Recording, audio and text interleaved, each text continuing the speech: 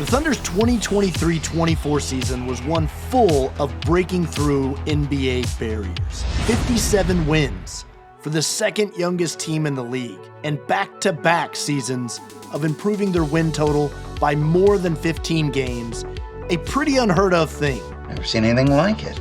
There's a lot to take away, so let's look back over it. I actually look forward to performance reviews. I really enjoy being judged. A few important notes, though, off the top. They became the youngest number one seed in NBA history, beating themselves from 2013, and then became the youngest team in NBA history to win a playoff series, again, beating themselves from 2011. They finished atop a Western Conference that is maybe the most competitive and deep as it's ever been, and did it with a net rating of plus 7.3, the best in the conference and second best in the league. They finished third in offensive rating and fourth in defensive rating, one of only two teams in the entire NBA to finish in the top 5 in both categories. Boston is the other. And in the playoffs, they had 4 total points from a player older than 25 years old, all from savvy old 29-year-old veteran Kenrich Williams. How do you do, fellow kids? What? So, zoom out for a second and take it all in with some perspective. And this was an outrageously good season for the Thunder. Were they potentially good enough to go deeper than they did? Absolutely. The series against the Mavs clearly showed areas where they still need to grow, but Game 6 came down to some literal bad bounces and a tough, but correct, call to decide it. Two things can be true. It was a disappointing finish, but an outstanding season. Especially when you think about one of the marked objectives of this team really over the last 4 seasons, to stack days and grow through every experience. Careful. They're stronger and smarter now. Think back to how the season before finished, with the team ending 40-42 and the 10th seed, earning a spot in the play-in, winning a road game in New Orleans, then to fall in Minneapolis. That was an incredible experience to learn from, and they applied it forward to springboard the season they had this year in 2023-24, practicing what they preach.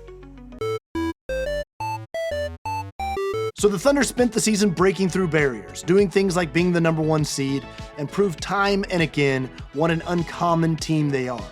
There is a difference between youth and maturity, and while the team is absurdly young, they also are likewise mature. Just look at the way they handled their post-game press conference with emotions raw and the sting of the season ending still fresh. You wish you could take the moment back, but it's not the way life works. You can't. You just have to learn from it, and I will definitely learn from it. But they also were battling against some 100 years of NBA history and precedent. And there's a reason they were the first in so many areas this season, because it is downright rare to be the kind of team they were at their age. And there is nothing that teaches like time, and the experiences you gain from a postseason run become invaluable. There's only so many ways you can get played. You know, there's not a million ways that you can get played. There's a limited number of them, and we've seen them all this year. You know, and as time goes on, you get more and more comfortable attacking them. And obviously in a playoff series, they all get thrown at you. You know, whatever vulnerabilities you have, the other team's going to try to expose. And we tried to do that to Dallas and New Orleans. They try to do it to us. And that's how you learn, you know, as a team. It's painful, obviously, to lose a series. But that's how you learn as a team, is you go through these things. And you've seen it now. You know, we go back, we start to develop those attacks. The players have a better understanding. We, as a coaching staff, have a better understanding. And then as you see them more and more, you solve the problems quicker. And I think if you look at the teams that have had long runs of success and a lot of continuity, you know, they're really hard to trick, you know, and that's a process, and we have to, you know, embark on that process. That was evident in the series against Dallas. The Thunder began to struggle some in games 2, 3, and 4, with their otherwise brilliant offense stuck somewhat in a headlock. The paint was shut down, possessions were labored. But even with a loss in Game 5, where the scoring output was down, they played better, and then applied it forward again in Game 6, where they played a terrific game overall. The ball snapped around, the drive, kick, drive, kick, drive, kick, advantage blender basketball they loved to play was back. And in the future, as they grow and experience more, it might not take 3 games to sort through that. The best teams are able to figure out the issue and fix the problem at a really fast time, and that's what allows you to ultimately win series and win games, whether it be in quarters or in games in the series. You see it all over the league. You just saw it with Denver, their ability to course correct and kind of get the car back on the road. But it's a learning experience for all of us. This is all of our first time being in a series together, so we'll all learn from the experience and get better. Speaking of, look at some of the recent contemporaries. The Denver Nuggets, lost in the second round in 2019, lost in the West Finals in 2020, lost in the second round in 2021, lost in the first round in 2022, before breaking through with a title in 2023. The Boston Celtics in the Tatum era, lost in the conference finals in 2020, lost in the first round in 2021, lost in the finals in 2022, lost in the conference finals in 2023. The Milwaukee Bucks, lost in the first round in 2017, lost in the first round in 2018, lost in the conference finals in 2019, lost in the second round in 2020, and then won the title in 2021. The Golden State Warriors, lost in the second round in 2013, lost in the first round in 2014, then won the title in 2015. It is painful and frustrating and disappointing, but history also says necessary. We definitely took a step in the right direction this year, to say the least. Now, this moment stings. You don't ever want to lose, but there are definitely some good things that come out of it. And moments like this is what makes, champions. A few other takeaways. On SGA's season, consecutive years he's finished in the top 5 in MVP voting, this season finishing second. 2 straight first-team All-NBA selections, and beyond just the insane consistency and overall two-way excellence of him, he's such an incredible organizational leader and teammate. To be as a high-level player he is, but to also consistently pour back into the group and just be one of the guys takes an intentional approach, which, with SGA, everything always is. The consistency you see from the Thunder on a night-to-night basis is set by the standards of SGA. What a breakout season for J-Dub. It started with him adding a bunch of muscle in the offseason to prepare for more physicality, and he used that to bulldoze into the paint and grow his overall game. He became one of the top mid-range players in the NBA, seemingly shooting something like 99.9% on pull-up jumpers going to his left, but also was one of the top fourth quarter and clutch time players in the league. Here's left, pulls up, looking for the lead, and got it! Jalen Williams, 2 seconds, 111-109. In the fourth quarter, Dub was 11th in the NBA in fourth quarter scoring, doing it on an absurd efficiency, and that was more points in the fourth, by the way, than Luka and Kyrie Irving and Jason Tatum and Donovan Mitchell. He was 6th in fourth quarter buckets as a second-year player, mind you. In clutch time, 82 total points, which was 27th in the league, on 68% shooting. And a big part of it was his confidence in the mid-range, knocking down pull-ups from the elbows. And if there was an area where you could see now having had an added layer of playoff experience and how it will help, Dub didn't get to those mid-range pull-ups as much in the postseason. He only hit a handful in the playoffs, whereas it was such a big part of his game in the regular season. That's part of what playoff experience does for you. It helps bring the confidence to translate your game even when the possessions feel so much weightier in the heat of the postseason. But one area Dub made big gains in with playoff experience was his defense. He was already one of the top underrated on-ball wing defenders in the league with versatility to guard 4 positions, but in the playoffs, he took on the challenge, particularly with Kyrie Irving, and did an amazing job. Dub is a star in the making, but with an addendum that he's a two-way star in the making. Second year, first season, and Chet Holmgren's impact was quite clear. The paint protection was a game changer for the Thunder, but the way he impacted and connected the offense also was major. With questions about his durability, he played in every single game this season. 82 plus 10 in the playoffs. 15. Preseason. Sorry, Chet, plus 15, so 97 total. But he never backed down a single day. And while there will be plenty of speculating and postulating about what the Thunder need or don't need, just keep in mind that with each year, they will also be adding a better version of Chet Holmgren to the team. The guy is a competitive monster, driven to be the absolute best he can be, and will be putting in a summer of work to get better. Think about it. You just saw the worst version of Chet this past season. So as the Thunder continues to develop, they have to maintain the space for Chet to keep exploring his otherworldly potential and talent. For the last few seasons, a common phrase for the Thunder is to caution that progression is not always a linear experience. With a young team, player development has been an essential ingredient, but with the team as a whole and players individually, sometimes there are steps backward to take steps forward. Josh Giddey's season is a great example of it.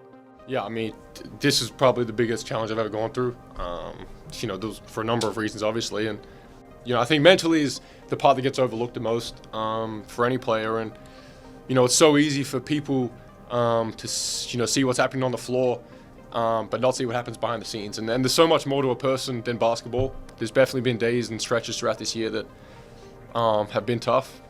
It's not a secret, but I just tried to come in every day, do the best I could, and be the best teammate I could. After 2 very solid seasons to start his career, Giddey's role adjusted throughout the season, with teams scheming him specifically by cross-matching a big man on him, which led to less time on the ball for him. It was rocky early on, by his own admission, but the last 3 months of the season, he really found ways to impact the team and played some of his best team basketball. Even if the raw numbers didn't reflect it, he was much more decisive and made a bigger impact overall on the team. He made significant contributions in big spots, like the game OKC clinched a playoff spot with a road win in New York where Giddey triple-doubled. And of course, the series against New Orleans, where he was critical, particularly in the closeout Game 4, where he hit 3 fourth-quarter threes. It was a challenging season for Giddey, but it's also one that provides a lot of clarity in areas to grow. Because with Giddey, you also have to zoom out a little and see his season in full context. He was seeing defensive scheming he's never seen before, and also adjusting to a role he's never played before, all while being still 21 years old. And for a player like him that is an offensive connector, he's the type of piece you're often looking to add when your team is more fully developed. The Thunder just have him early, with him more in his developmental phase, where he's still going to experience some ups and downs. Lu Dort.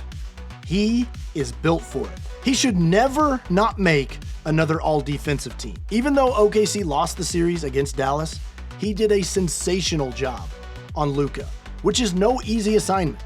But beyond that, Dort pledged to be a more efficient player after last season and lived up to it with his best shooting season from both 2 and 3, while still maintaining his level of defense. He was a near 40% three-point shooter on 5 attempts a game. That is the kind of player every team in the NBA is dying to have. Yes, sir! Big jump shot! And while it's an egregious oversight that he didn't make all defense, but after the torture chamber was on the national stage for the postseason, I don't think he'll ever be left off again. Chet wasn't the only rookie to play in all 92, all 97. Cason Wallace had a terrific rookie campaign showing his two-way potential. His first game in his career, he went 5 of 5 shooting, including 3 of 3 from 3 on the road, and then just continued to build on his game from there. By the end of the season, he was facilitating offense, hitting shots off the dribble, and was an integral part of the rotation, along with playing some truly insane defense for a rookie. The rookie Cason Wallace on the switch. As McCollum go for the 3. McCollum dribbles it off of his foot. Nothing doing. Leans in, McCollum the 3, too strong, and this one is... Like a lot of these guys, I just sit back and imagine what he's gonna look like in another 2 or 3 seasons in the NBA. Besides being the king of the good vibes, J. Will had another very good season as a backup situational big, hitting 37% from 3 on more than 2 a game, while still playing solid defense and adding a physicality element to OKC's interior defense. Shout out to Jaylin. If you look up role player and everything you'd want in one, it's Aaron Wiggins. 56% from the field, almost 50% from three. Versatility on offense, switchability on defense, intelligent basketball overall. And again, just an excellent overall teammate. Isaiah Joe continues to be one of the NBA's best marksmen, but if there's something to really remember from this season from Isaiah Joe, it's this. On the break, Isaiah Joe size it up, Green throws it down! But one other thing about Joe is he's underrated in a lot of other areas. He's scrappy and a quality defender and has a knack for winning plays. Like, for example, remember SGA's awesome game winner against the Nuggets that effectively decided the number 1 seed in the West? That was set up by Isaiah Joe absolutely flying in for a rebound. One of the great things about the Thunder stood out after almost every game with their unusual togetherness and chemistry. The barking post-game that became a capital T thing, the communal interviews, the overall connectedness of the group. And it really reflected in the way they played too, sharing the ball and being one of the most aesthetically pleasing teams to watch in the league. Again, there is still so much ahead for the team to continue to build. It's an easy thing to say they're ahead of schedule, but they also represented so much of the stacking that was happening the previous 4 seasons. They are about the right things, on and off the floor, and they really have an uncommon focus and mindset despite their age. And while a lot of people get skittish talking about bright futures and long runways in OKC, don't let the past bring anxiety for the present. This is a different team, a different collective bargaining agreement, a different lot of things. That 2012 finals team, that would be this team 3 seasons from now.